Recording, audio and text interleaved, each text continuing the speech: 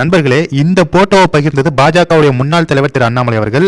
இந்த போட்டோவில் அமைச்சர் செந்தில் பாலாஜி, முன்னாள் அமைச்சர் செந்தில் பாலாஜிக்கு அருகாமையில் உட்கார்ந்துருக்கிறது யாரு அப்படின்னு பார்த்தீங்கன்னா, வாங்கல் வெங்கடேஷ் அப்படிங்கிற ஒரு கொள்ளை குற்றவாளி தான் நம்ம முன்னாள் அமைச்சர் செந்தில் பாலாஜி பக்கத்தில் அமர்ந்திருப்பது.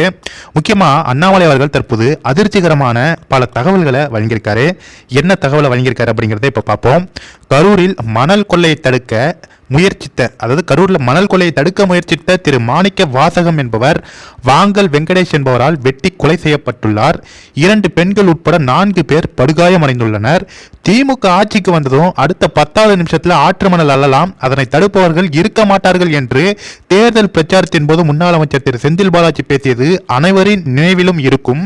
இந்த கொலை சம்பவத்தில் ஈடுபட்ட வாங்கல் வெங்கடேஷ் என்ற நபர் முன்னாள் அமைச்சர் செந்தில் பாலாஜிக்கு நெருக்கமானவர் என்பது தெரிய வருகிறது.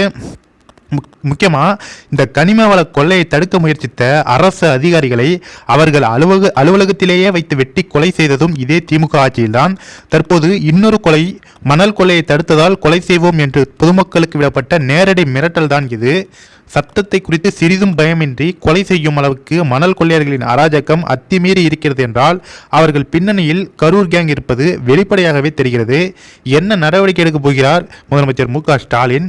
திரு மாணிக்க வாசகம் அவர்கள் இறப்பிற்கு நீதி வேண்டும். இந்த கொலையின் தொடர்புடையவர்கள், மணல் கொள்ளையின் பின்னணியில் இருப்பவர்கள் என அனைவரும் சட்டத்தின் முன்பு நிறுத்தப்பட்டு கடுமையான தண்டனை வழங்கப்பட வேண்டும். இல்லையேல் கரூர் பொதுமக்களின் கடும் எதிர்ப்பினை திமுக அரசு சந்திக்க நேரிடும் என்று எச்சரித்துக் கொள்கிறேன் அப்படின்னு நம்ம பாஜகவுடைய முன்னாள் தலைவர் திரு அண்ணாமலை அவர்கள் அவருடைய கடுமையான எச்சரிக்கையை கொடுத்திருக்காரு.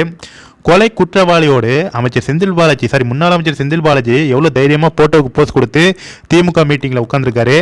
அவருடைய வாக்குறுதியை தான் அவர் காப்பாற்றுறாரு திரு செந்தில் பாலாஜி அவர்கள். ஏன்னா அவரே சொல்லிட்டாரு, திமுக ஆட்சிக்கு அடுத்த 10வது நிமிஷத்தில் நீங்கள் ஆற்று மணல் அள்ளலாம், தடுக்கும் அதிகாரிகள் இங்கே இருக்கவே மாட்டாங்க. அதாவது இங்கே என்ன, இந்த பூமியிலே இருக்க மாட்டாங்க.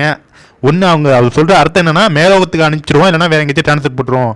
அது மாதிரி தான் இப்பொழுது ஒரு அதிகாரியை மாணிக்க வாசகம் அப்படிங்கிறவருக்கு தற்போது கொலை செய்து விட்டார்கள். அவருக்கு நீதி வேண்டும் அப்படின்னு அண்ணாமலை அவர்கள் இந்த தகவலை முழுமையாக பகிர்ந்திருக்காரு. கண்டிப்பாக இந்த வீடியோவை எல்லாருக்குமே ஷேர் பண்ணுங்கள். திமுக அரசு மணல் கொள்ளை செய்பவர்களையும் மற்றும் கனிம வள கொள்ளையை தடுக்கும் அதிகாரியிலும் தொடர்ந்து கொலை செய்து கொண்டிருக்கிறது அப்படின்னா இது பார்த்தாலே நமக்கு தெரிகிறது. கண்டிப்பாக இந்த வீடியோவை எல்லாருக்குமே ஷேர் பண்ணுங்கள்.